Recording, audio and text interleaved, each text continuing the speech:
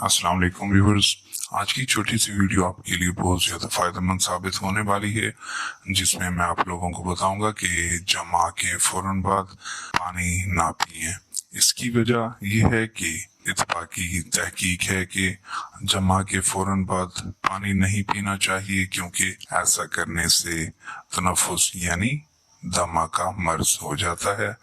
इसलिए मैदा पुर होने की हालत में जमा करने को मना किया गया है, क्योंकि जब मैदा पुर हो जाता है तो जमा की हरारत से खुश्की पैदा होती है और प्यास का गलबा तारी होता है। तो इस दमे के मर्ज से बचने के लिए ज़रूरी है कि जमा के फौरन बाद पानी ना पिया जाए, ताकि आपकी सेहत बरकरार रह सके। और वीडियो अच्छी लगी हो तो वीडियो को लाइक और शेयर कर दें, ताकि बाकी लोग भी इससे फ़ायदा उठा सकें। बहुत शुक्रिया।